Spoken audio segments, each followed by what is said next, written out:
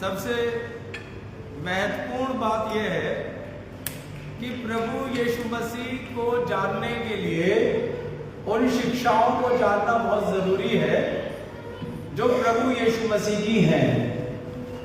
प्रभु यीशु मसीह की शिक्षाओं को जाने बिना हम प्रभु यीशु मसीह को नहीं जान सकते, और यदि हम प्रभु यीशु मसीह को ना जाने तो हमारे व्यवहार में भी प्रभु यीशु मसीह जो है वो नहीं आ सकता। और इसीलिए बहुत जरूरी है कि प्रभु यीशु मसीह का व्यवहार हम में आए। उसके लिए प्रभु यीशु मसीह किस प्रकार की शिक्षाओं को देता है उनको जानना बहुत जरूरी है। और हमें मौका मिला कि हम लोग जो है मत्ती में से प्रभु यीशु मसीह की शिक्षाओं को अध्ययन कर सके। हमने जो है धन्य वचनों का अध्ययन किया, और धन्य वचनों का अध्ययन करने से हमें उन गूढ़ बातों का और गहरी बातों का पता चला जो प्रभु यीशु मसीह के वचन में मिलती हैं। और हम उसी अध्ययन को आगे करते हुए हमने ईस्टर के दिनों में जो है कहां पर रोका था? नमक पर आकर हम रुक गए थे, और वो कहां मिलता है?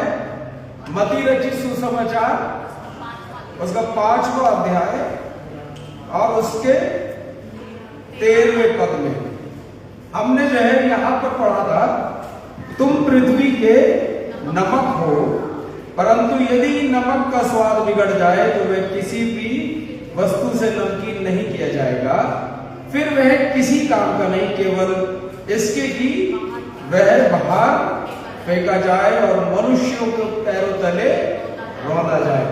हमने इस बात का अध्ययन किया कि परमेश्वर का वचन जो है वो ये सिखाता है हम पृथ्वी के नमक है। जब परमेश्वर अपनी शिक्षाओं को, प्रभु यीशु मसीह अपनी शिक्षाओं को देता है,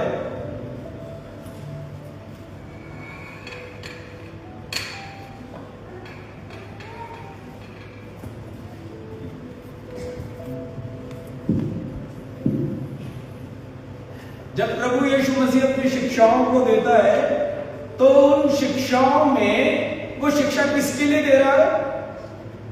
उन सभी लोगों के लिए जो उसके अनुयायी हैं, जो उसके पीछे चलते हैं। एक बड़ी भीड़ जो है प्रभु यीशु मसीह के साथ हमेशा रहती थी। प्रभु यीशु मसीह के साथ उस भीड़ के रहने का कारण क्या था? क्योंकि उनमें से बहुत से लोग जो है वो रोगी थे, बहुत से लोग जो है वो संसार में कुछ जानने और सीखने के इच्छुक थे, बहुत से लोग प्रभु यीशु मसीह के चमत्कारों से जो है विस्मित थे, उन चमत्कारों को देखना चाहते थे। अलग अलग प्रकार के लोग थे जो एक भीड़ के रूप में प्रभु यीशु मसीह के साथ रहते थे, और प्रभु यीशु मसीह उनसे लगातार बातचीत कर रहे हैं। प्रभु यीशु मसीह जो है पहाड़ पर बैठकर उनके साथ बातचीत करते हुए उन्हें वो महत्वपूर्ण बातें सिखा रहे हैं जो जीवन के लिए जरूरी है। जीवन के लिए जीवन के लिए इसलिए जरूरी है क्योंकि इन बातों के अभाव में कोई भी व्यक्ति जो है एक अच्छा जीवन नहीं जी सकता। कोई भी व्यक्ति जो है वो परमेश्वर के राज्य में प्रवेश पाने के योग्य नहीं हो सकता। और इसीलिए प्रभु यीशु मसीह ये बताना चाहते हैं कि परमेश्वर के राज्य का मूल्य और परमेश्वर के राज्य के लिए किन किन चीजों की, किन किन बातों की आवश्यकता है।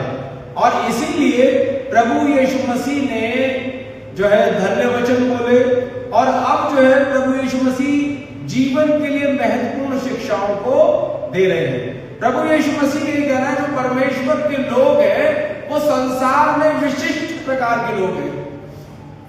जो परमेश्वर के लोग हैं वो संसार में अलग महत्व को रखते हैं।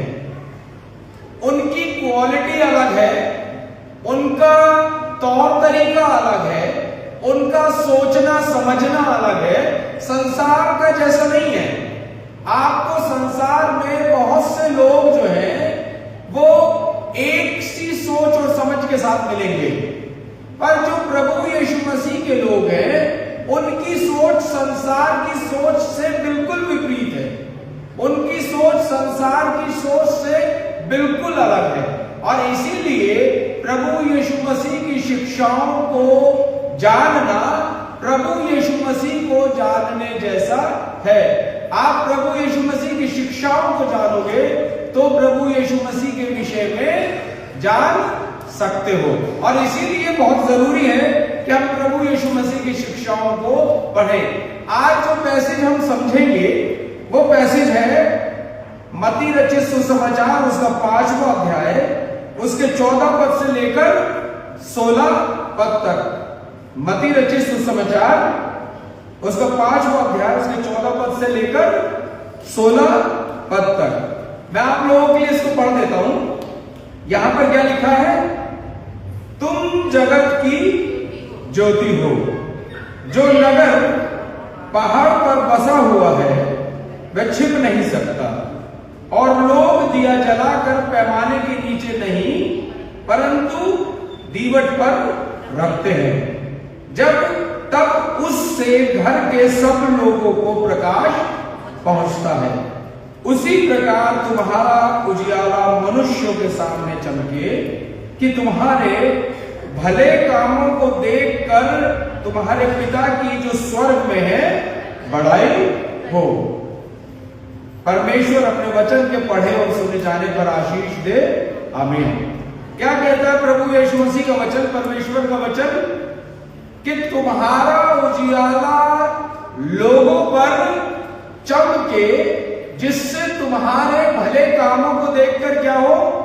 परमेश्वर पिता की जो स्वर्ग में है उसकी बड़ाई हो, उसकी महिमा हो।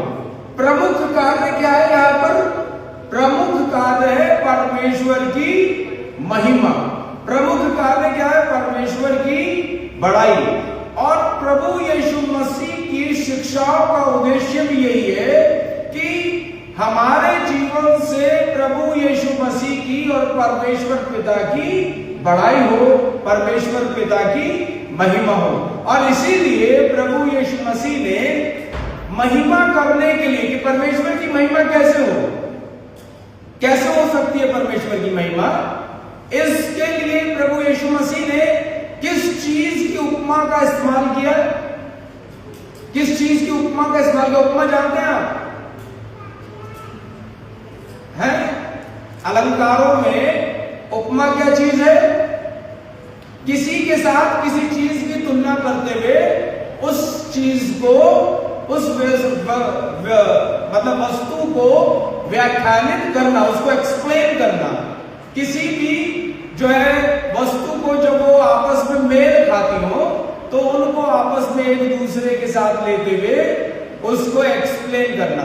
तो प्रभु यीशु मसीह ने ये कहा परमेश्वर की महिमा कैसे होगी, किस तरीके से परमेश्वर की महिमा हो सकती है?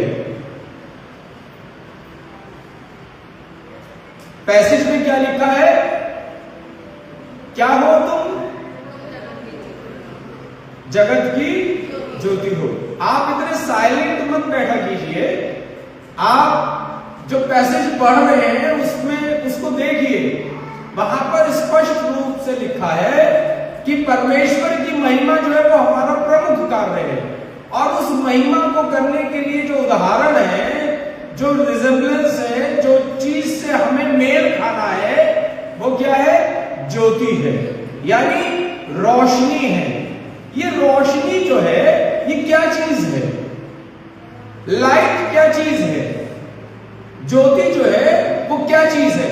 आपको पता है संसार में लोग लाइट को बहुत इंपॉर्टेंस देते हैं। यहां तक कि बहुत से लोग तो ज्योति की यानी लाइट की उपासना करते हैं, उसकी पूजा करते हैं। कुछ लोग जो है लाइट को देवता या देवी कुछ इस प्रकार की उपमा भी देते हैं। आप सोचिए लाइट बहुत इंपॉर्टेंट है। अगर लाइट ना हो, रोशनी ना हो तो क्या होगा? अगर रोशनी नहीं होगी तो अंधकार हो जाएगा। अंधकार होने से क्या नुकसान हो सकता है? दिखाई नहीं देगा। और क्या नुकसान हो सकता है? अंधकार के क्या क्या नुकसान हो सकते हैं बताइए। पहला नुकसान तो हो गया दिखाई नहीं देगा, दूसरा टकराएंगे, चोट खाएंगे, तीसरा काम नहीं कर पाएंगे। बायोलॉजी का एक स्टूडेंट बोला सबसे सटीक बात, भोजन नहीं होगा, भोजन नहीं होगा। आप जो खाना खाते हैं वो नहीं होगा। कभी आपने सोचा है आपका खाना उगता कैसे है? रोशनी से, लाइट से। कैसे उगता है? लाइट से। और वो लाइट बहुत इंपॉर्टेंट है क्योंकि उसी के द्वारा ऑक्सीजन भी बनती है और उसी के द्वारा जो है आपका भोजन भी बनता है। हर व्यक्ति के लिए लाइट जरूरी है। अगर आप लाइट में ना जाएं, रोशनी में ना जाएं, तो आपके शरीर में डिफिशियंसी हो जाएगी, कमी हो जाएगी, अनेक प्रकार के रोग हो जाएंगे। जो मेडिकल के लोग हैं वो जानते हैं कि विटामिन डी की कमी से मनुष्य को किस किस प्रकार के रोग हो जाते हैं। यानी लाइट जो है वो जीवन का आधार है, बेस है, इसके ऊपर हमारा जीवन टिका है। और लाइट की इंपॉर्टेंस हमारे जीवन में क्या है? हमारे जीवन में लाइट को हम कैसे महत्व देते हैं? हमारे जीवन में हम कैसे महत्व देते हैं बताइए। बिना लाइट के हमारा जीवन की हम कल्पना भी नहीं कर सकते। अगर आप पुराने समय में जाए, देखिए यहां पर कुछ जनरेशन अभी ऐसी है जिन्होंने अपना बचपन जो है लैंप देखकर बिताया है। कुछ जनरेशन ऐसी है जिन्होंने अभी भी वो दौर मालूम है जब रात में लैंप प्रिपेयर किया करते थे। मशाल वाले दौर से तो हम निकल आए, हम दिए और जो वो बाती होती है बॉटल में, उस वाले दौर में आने वाली जनरेशन हमारे बीच में भी मौजूद है। हमने भी लैंप देखे हैं। बहुत समय तक लैंप में कभी कभी पढ़ाई करने का हमें अवसर प्राप्त हुआ है। यानी लाइट आज की जनरेशन के लिए कोई मूल्य नहीं रखती, क्यों? क्योंकि उनको कांस्टेंट हर समय लाइट मिलती है। एक दिन के लिए अगर जो आर्टिफिशियल बिजली है हमारे जीवन से गायब हो जाए तो हाहाकार मच जाता है। पर परमेश्वर ने लाइट को हमारे जीवन में बनाया बहुत महत्वपूर्ण है। और लोग जो इस लाइट की पूजा भी करते हैं। पर आपको पता है जिस लाइट की वो पूजा करते हैं, सूर्य और चंद्रमा की, वो सूर्य और चंद्रमा लाइट के सोर्स नहीं है। सूर्य और चंद्रमा जो है वो लाइट के सोर्स नहीं है। क्यों नहीं है? क्यों नहीं है लाइट के सोर्स? है परमेश्वर ने उन्हें बनाया है।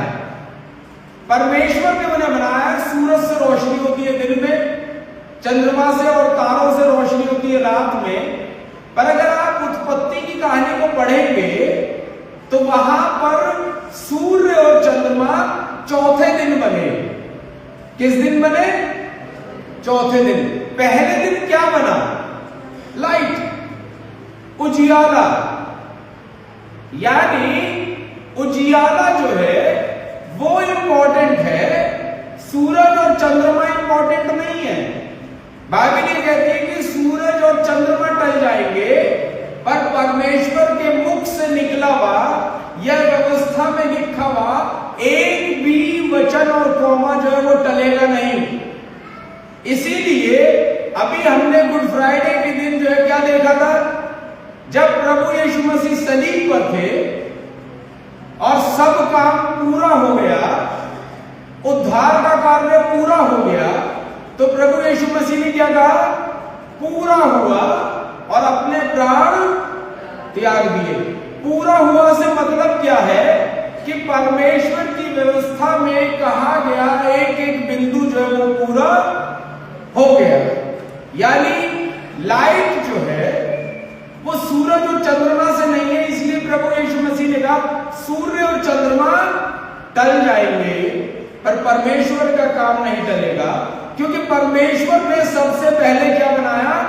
उजियाला बनाया। उजियाले में और अंधकार में जो है ये दोनों जो है आरंभ से मौजूद हैं। इन दोनों में संघर्ष है। अंधियारे का काम है उजियाले को खत्म करना और उजियाले का काम है अंधियारे को खत्म करना। उजियाले के लिए स्रोत हो सकता है मोमबत्ती, बत्ती, बल्ब, ये इलेक्ट्रिक लाइट, ये उजियाले के लिए स्रोत हो सकते हैं, पर उजियाला डिफरेंट चीज है। उजियाले को हम बोलते हैं ग्लोरी। आप अगर उजियाले के विषय में पढ़ेंगे तो जो ग्लोरी होती है उसको उजियाला बोला जाता है। अब जैसे ये लाइट जल रही है बीच में, आप देखिए ये जो बल्ब जल रहे हैं, ये बल्ब जल रहे हैं, वो वहां पर जल रहा है, पर उसकी जो ग्लोरी है वो कहां पर फैली हुई है? सब जगह पर। तो इंपॉर्टेंट वो बल्ब नहीं है, उसकी जो रोशनी है वो इंपॉर्टेंट है। और रोशनी जो है वो ही क्या करती है? हमें प्रकाशमान करती है। रोशनी जो है वो हमारी बुद्धि को खोलती है। रोशनी जो है वो हमें देखने में सक्षम बनाती है। रोशनी जो है वो हमें इस योग्य बनाती है कि हम जो है सही और गलत को देख सके। रोशनी जो है वो हमें इस योग्य बनाती है कि हम उन बातों को पहचान सके जो परमेश्वर ने हमारे लिए की है। रोशनी हमें इस योग्य बनाती है कि हम परमेश्वर को जानकर और समझकर उसके अनुरूप चलने वाले हो सके। और इसीलिए प्रभु यीशु मसीह ने जब शिक्षाएं दी तो उसमें महत्वपूर्ण बात बोली, और वो क्या बोली? तुम जगत की ज्योति हो। You are the light of the world. यानी तुम जगत की ज्योति हो। ज्योति का मतलब क्या है? वो बल्ब नहीं, वो आग नहीं, वो बत्ती नहीं, बल्कि वो महिमा जो सारे में फैलती है, वो ग्लोरी जो सारे में छाती है। बल्ब तो एक जगह चल रहा है पर उसकी रोशनी सब जगह मौजूद है। और ये जो रोशनी है इसी से क्या हो रहा है? हम देख रहे हैं।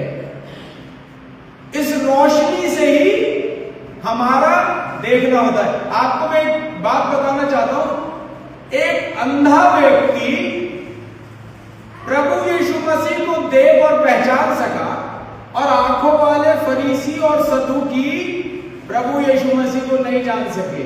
इसीलिए यूहन्ना के सुसमाचार में जब जन्म के अंधे व्यक्ति को प्रभु यीशु मसीह ने चंगाई प्रदान की तो फरीसी सदूकी जो है वो व्यवस्था का बहाना लेकर प्रभु यीशु मसीह के पीछे पड़ गए। पर उस अंधे व्यक्ति ने कहा, मैं तो जन्म का अंधा हूं, मैं कुछ नहीं देख सकता, बस एक चीज मैं जान गया कि यदि परमेश्वर उस व्यक्ति के साथ ना होता तो कोई भी जन्म के अंधे व्यक्ति की आंखें नहीं खोल सकता था। और इसीलिए उसने बोला, अब तुम चाहे कुछ भी करो, मैं तो उसी की महिमा करूंगा।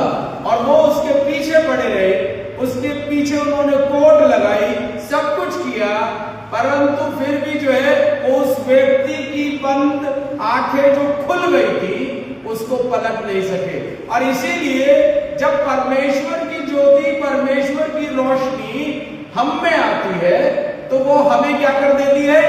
प्रकाशमान कर देती है। और इसीलिए यहां पर प्रभु यीशु मसीह ने बोला, तुम जगत की ज्योति हो, तुम रोशनी हो। You are the light. जो लोग परमेश्वर के वचन को सुनते हैं, जो लोग परमेश्वर के वचन पर चलते हैं, जो लोग परमेश्वर के वचन को मानते हैं, वे सभी लोग परमेश्वर की रोशनी है, वो सभी लोग परमेश्वर की ज्योति है। और ज्योति का काम क्या है?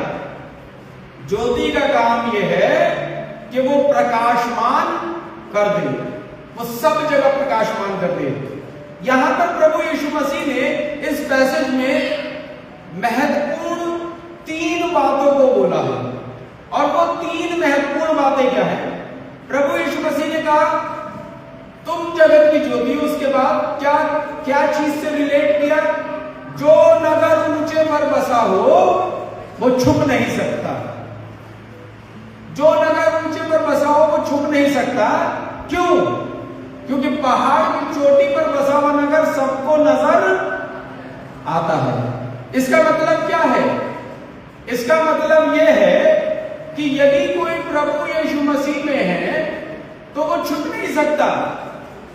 वो एक ऐसे स्थान पर है जहां पर वो सबको नजर आएगा। मैं आप लोगों को बताना चाहता हूं, अगर आप परमेश्वर के लोगों के इतिहास को पढ़ेंगे, जब से अब्राहम ने परमेश्वर के वचन को सुना और माना और वो परमेश्वर के साथ चल दिया, संसार के लोगों के साथ उसका हमेशा जो है टेंस्ड रिलेशन रहा है।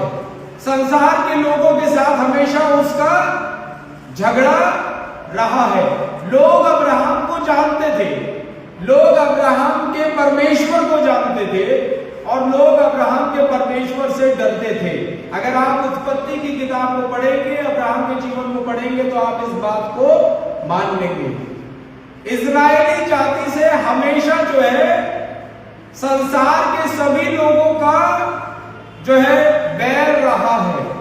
लोग इजरायली जाति से हमेशा बैर करते रहे और संसार में यदि किसी को सबसे ज्यादा सताया गया है तो वो परमेश्वर के लोग हैं। दुनिया उन पर निगाह रखती है क्योंकि वो छिप नहीं सकते। और उनके ना छिपने का कारण क्या है?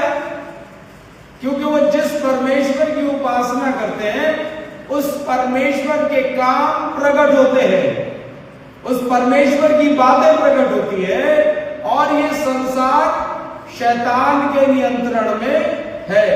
और इसीलिए वे लोग जो परमेश्वर के विरुद्ध हैं वो हमेशा परमेश्वर के लोगों के विरोध भी रहते हैं। और जो परमेश्वर के लोगों के विरोध में रहते हैं तो वो कभी हाइड नहीं हो सकते। अगर कोई व्यक्ति परमेश्वर के पीछे चलता है तो वो छुप नहीं सकता। आप चाहे कितनी भी कोशिश कर ले, आप ऊंचे पर बसा हुआ नगर है। और इसीलिए प्रभु यीशु मसीह का ये कहना, यदि तुम ज्योति हो, जगत की ज्योति हो, वो उजियारा हो जो परमेश्वर ने सबसे पहले बनाया, तो क्या चीज है? तुम छुप नहीं सकते। और अगर छिपाने की कोशिश कर रहे हो तो क्या कर रहे हो? गलत काम कर रहे हो। अगर हम अपने आप को छिपाते हैं तो क्या होता है? हम परमेश्वर के लोग नहीं हैं, क्योंकि हमारे अंदर से वो रोशनी निकल ही नहीं रही जो लोगों को नजर आए। कैसे लोगों को नजर आती है परमेश्वर के काम, हमारे अंदर से परमेश्वर की रोशनी? उन कामों से जो हम परमेश्वर के भय में रहकर करते हैं। और परमेश्वर के भय में रहकर हम कौन से काम करते हैं? परमेश्वर के भय में रहकर हम सबसे महत्वपूर्ण काम करते हैं, क्योंकि हम गलत काम नहीं करते। गलत काम जो है वो परमेश्वर को पसंद नहीं। परमेश्वर के लोग वो रोशनी है जो सही और गलत को जानते हैं, जिनके पास समझ है सही और गलत की। और इसीलिए यदि कोई व्यक्ति जानबूझकर भी गलत करता है तो वो परमेश्वर का जन नहीं है। यदि कोई व्यक्ति किसी के साथ गलत करता है तो वो परमेश्वर का जन नहीं है, उसमें परमेश्वर की रोशनी नहीं है, वो अंधकार में चल रहा है, क्योंकि उसे लगता है कि उसके गलत काम को किसी ने नहीं देखा। और अंधकार का काम क्या है? छिपाना। अंधकार का काम क्या है? छिपाना। अंधकार सब चीजों को हाइड कर देता है, छिपा देता है, आपको कुछ नजर नहीं आता। इसीलिए लोग अंधकार में गलत काम करते हैं, लोग रात में निकलते हैं गलत काम करने के लिए, लोग छिपकर बंद कमरों में गलत काम करते हैं, लोग अकेले में गलत काम करते हैं ये सोचकर कि कोई उनको देख नहीं रहा है। तो इसका मतलब क्या है कि वो अंधकार में है। और परमेश्वर का जन अगर गलत काम करता है और उसे मालूम है गलत कर रहा है, तो इसका मतलब वो अंधकार में है। और जो ज्योति में है वो छिप नहीं सकता, वो नजर आएगा। जो सच्चाई है वो छिप नहीं सकती, वो नजर आएगी। दूसरी चीज जो प्रभु यीशु मसीह ने यहां पर बोली वो क्या है? दूसरी बात, तुम क्या है? और लोग दिया जलाकर पैमाने के नीचे नहीं परंतु कहां रखते हैं? दीवट पर, तब उससे घर के सब लोगों को क्या पहुंचता है? प्रकाश पहुंचता है। रोशनी का काम क्या है? रोशनी का काम है रास्ता दिखाना। लोग रात में लाइट जलाकर चलते हैं जिससे उन्हें रास्ता नजर आए। जो फिलिस्तीन में घर होते थे पहले, वो घर ज्यादातर मट्टी और रेत के होते थे और उन घरों में खिड़की बहुत छोटी हुआ करती थी क्योंकि रेत के तूफान भी आया करते थे और इसीलिए उन घरों में अंधेरा ज्यादा रहता था। तो लोग रोशनी जो है दिया जलाकर रखते थे। जब उन्हें रोशनी कम करनी होती थी तो वो क्या करते थे? दिए को, यानी वो जो बत्ती थी उसको उतार कर नीचे फर्श पर रख देते थे और उसे ढांक देते थे। पर जब उन्हें रोशनी चाहिए होती थी तो क्या करते थे? उसको दीवट पर, यानी दीवार में जो पहले आप में से किसी ने देखा होगा दीवारों में आले बनते थे, उनमें वो उन लैंप और रोशनी को रख देते, उससे पूरे घर में रोशनी हो जाती थी। आपको मैं बताना चाहता हूं, पहले दिए जला के बुझाए नहीं जाते थे। उसका कारण यह था कि माचिस नहीं थी, कोई तरीका नहीं था कि एक बार आग जला के बुझा के फिर जला लो। लोगों के चूल्हे जलते ही रहते थे, थोड़ी आग वो रखते थे जिससे उस थोड़ी आग से दोबारा आग जला ली जाए। तो इसलिए जब वो थोड़ी आग रखते थे तो उसको ढांप देते थे जिससे कि रोशनी जो है वो कम हो जाए। इसलिए प्रभु यीशु मसीह ने कहा जिसको रोशनी चाहिए वो दीवट पर रखता है दिए को, और जिसको रोशनी नहीं चाहिए वो क्या करता है? उसको ढांप देता है। पर लोग जो रोशनी चाहते हैं, मार्ग देखना चाहते हैं, वो दिए को हमेशा कहां रखते हैं? दीवट पर रखते हैं, यानी लोगों को नजर आए, मार्ग नजर आए। तो लाइट का काम है लोगों को रास्ता दिखाना। लोगों को रास्ता कोई क्रिश्चियन कैसे दिखा सकता है? कोई क्रिश्चियन लोगों को रास्ता कैसे दिखा सकता है? कोई बता सकता है? अपने काम से। और आप लोग भी थोड़ा बहुत बताया कीजिए, मुझे भी मालूम हो। है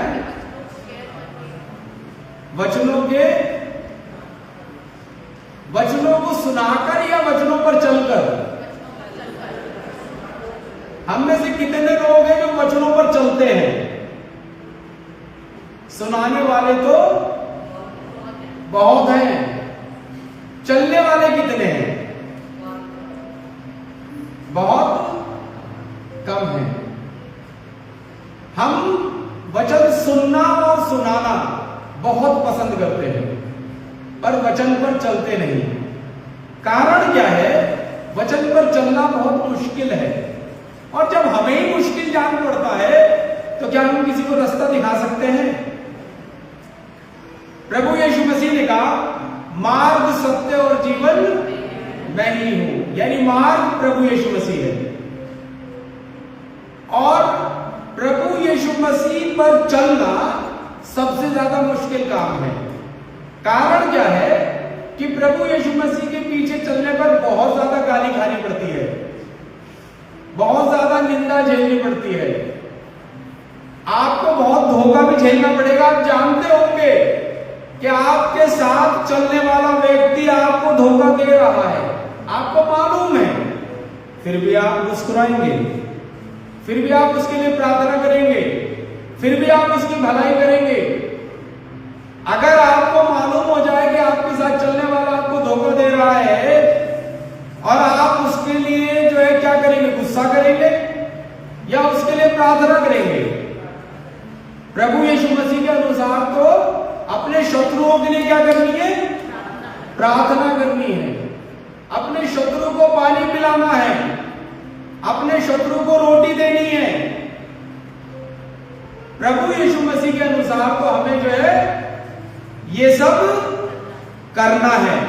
अब सोचिए, जब ये सब प्रभु यीशु मसीह के अनुसार करना है और हम नहीं करते तो क्या होता है, हम उसको फॉलो नहीं करते। हम छोटी छोटी बातों में यीशु मसीह को डिनाय कर जाते हैं, अपने मन की तमाम भावनाओं से ग्रसित होकर प्रभु यीशु मसीह को डिनाय कर जाते हैं। और जब हम ही डिनाय कर जाते हैं तो हम रास्ता कैसे दिखाएंगे? तीसरी चीज जो महत्वपूर्ण है वो क्या है, तुम्हारा उजियारा मनुष्यों के सामने चमके। यानी तुम्हारी रोशनी जो है वो किसके सामने चमके, दूसरों के सामने। एक बात जो मुझे समझ में आई, प्रभु यीशु मसीह ने सबसे पहले बोला, अगर आप यूहन्ना के पहले अध्याय को पढ़ेंगे तो वहां लिखा है, ज्योति जो जगत में आने वाली थी वो जगत में आई और उसने लोगों के बीच में वास किया और लोगों ने उसको पहचाना नहीं। फिर उसके बाद यूहन्ना उसके 9वें अध्याय के आप 6ठे पद में पढ़ेंगे, प्रभु यीशु मसीह ने कहा, जगत की ज्योति मैं हूं। मत्ती उसके 5वें अध्याय के इस 14वें पद में आप पढ़ेंगे, प्रभु यीशु मसीह ने कहा, जगत की ज्योति तुम हो। क्या बोला, तुम हो। पहले प्रभु यीशु मसीह कहते हैं जगत की ज्योति मैं हूं, संसार में आने वाली ज्योति मैं हूं, अब जगत की ज्योति तुम हो। और प्रभु यीशु मसीह ने क्या करा, प्रभु यीशु मसीह ने यूहन्ना उसके 15वें अध्याय में कहा, पिता की महिमा इससे होती है कि तुम बहुत सा फल लाओ। और मनुष्य फल कब ला सकता है, जब वो परमेश्वर को अपने अंदर से प्रदर्शित करे। यहां पर प्रभु यीशु मसीह ने कहा, तुम्हारे द्वारा परमेश्वर नजर आना चाहिए, तुम्हारे काम लोगों पर प्रकट होने चाहिए। और यदि हम अपने कामों को हाइड कर लेते हैं, मैं आप लोगों को बताना चाहता हूं, आदि कलीसिया इसलिए खत्म हो गई क्योंकि उन्होंने अपने द्वारा प्रभु यीशु मसीह को प्रदर्शित नहीं किया। आप जिस क्षेत्र में भी काम करते हो, चाहे आप किसान हो, चाहे आप व्यापारी हो, चाहे आप रिक्शा चलाते हो, चाहे आप खाना बनाते हो, चाहे आप कोई दुकान लगाते हो, चाहे मजदूरी करते हो, टीचर हो, क्लर्क हो, मेडिकल में हो, किसी भी जगह पर हो, सड़क पर चलते हो, आप प्रभु यीशु मसीह को निरंतर प्रकट करते रहे। क्योंकि प्रभु यीशु मसीह कहता है उसके लोग उसकी रोशनी है। रोशनी को हाइड नहीं किया जाता। रोशनी को हाइड करने का मतलब यह है कि आप अंधकार को पसंद करते हैं, पर अगर आपके जीवन से रोशनी प्रकट होती है तो ये ध्यान रखें, लोग प्रकाशमान हो जाएंगे। आप परमेश्वर की महिमा को प्रकट करेंगे और आपके कामों के द्वारा जब परमेश्वर की महिमा होगी तो लोग किसकी बड़ाई करेंगे? लोग आपकी नहीं बल्कि आपके द्वारा उस परमेश्वर की बड़ाई करेंगे जो स्वर्ग में बैठा है। और यही प्रभु यीशु मसीह के जीवन का उद्देश्य है, यही प्रभु यीशु मसीह का कार्य है। और इसीलिए प्रभु यीशु मसीह ने यहां पर यह चीज बोली कि तुम जगत की ज्योति हो, और उसके बाद उन्होंने बोला कि तुम्हारा उजियारा दूसरों पर चमके, छिपे ना रहे। हमारे में बहुत से लोग ऐसे हैं जिनको लोग जानते हैं ये कहकर कि वो क्रिश्चियन हैं, वो मसीही हैं, हम में से बहुत से लोग ऐसे हैं जिनको दूसरा व्यक्ति सिर्फ इसलिए तवज्जो देता है क्योंकि वो मसीह है। पर मैं आपको बताऊं, कुछ लोग ऐसे भी रहे जिनकी वजह से लोग जो है क्रिश्चियन से चिढ़ने भी लगे। पर अब तक रिकॉर्ड ऐसा नहीं आया जहां ज्यादा संख्या उनके ऊपर ज्यादा संख्या उनकी है जो लोग मसीहों की तारीफ करते हैं कि ये प्रेमी होते हैं, ये ईमानदार होते हैं, ये धोखा नहीं देते। आज जो है एक बहुत अच्छी बातचीत चल रही थी हमारी आते हुए और प्रेम के ऊपर थी। हमारे देश में बड़ी समस्या इस समय ये हो गई कि अंतरजातीय जो प्रेम है उसको लोगों ने धर्म से जोड़कर अलग अलग नामों से कहना शुरू कर दिया। अगर एक धर्म का व्यक्ति दूसरे धर्म के व्यक्ति से प्रेम करे तो उसके अलग अलग नाम हैं। कोई उसको लव जिहाद बोलता है, कोई उसको भगवा ट्रैप बोलता है। पर अगर कोई क्रिश्चियन व्यक्ति किसी अन्य धर्म के लड़की या लड़के से प्रेम करे तो मुझे ये पता लगा जवान पीढ़ी के बीच में चल रहा है कन्वर्जन, कि ये कन्वर्ट करते हैं। सच में हम लोग बदलने वाले लोग हैं। हमें देखकर दुनिया बदलती है। किसी ने हमारे आगे जो है कोई ऐसा शब्द नहीं जोड़ा जो अलगाववादी हो, बल्कि एक ऐसा शब्द जोड़ा जो परिवर्तनवादी हो, यानी बदल देने वाला। लोग हमें देखकर बदल जाते हैं। कन्वर्जन बदलना ही तो होता है। कन्वर्जन का मतलब ही है कि आप एक में से दूसरा रूप धारण कर गए। आप गलत में से सही को पहचान कर उसके पीछे चलने लगे, आप सत्य को जानकर उसके पीछे चलने लगे। और मसीह लोगों का यही काम है कि पूरे संसार में लोगों के ऊपर परमेश्वर के कामों को इस रूप में प्रकट करे कि सारा संसार परमेश्वर के पीछे हो ले। यही प्रभु यीशु मसीह ने मत्ती में उस विशिष्ट आज्ञा में हम सबको सिखाया है। अजीजों, हमारे लिए बहुत महत्वपूर्ण है इस बात को जानना कि हम परमेश्वर के लोग हैं, हम प्रभु यीशु मसीह की रोशनी है। हमें देखकर लोग बदलने वाले होने चाहिए। हमें देखकर लोग प्रभु यीशु मसीह के पीछे चलने वाले होने चाहिए। हमें देखकर लोग, हमारे मुंह से सुनकर नहीं, हमारे मुंह से बोलने से नहीं, बल्कि हमें देखकर। और आदमी देखता तब है जब वो आपके कामों को देखता है, तब आदमी बदलेगा और आप पर विश्वास करेगा। अपने कामों के द्वारा लोगों के सामने प्रभु यीशु मसीह को प्रकट करे, आपका उजियारा लोगों पर चमके और आपके द्वारा परमेश्वर की महिमा जो स्वर्ग में है होने वाली हो सके। प्रभु आप सबको बहुत आशीष दे। एक विशेष गीत है जो आज हम आप लोगों के साथ जो है गाना चाहते हैं।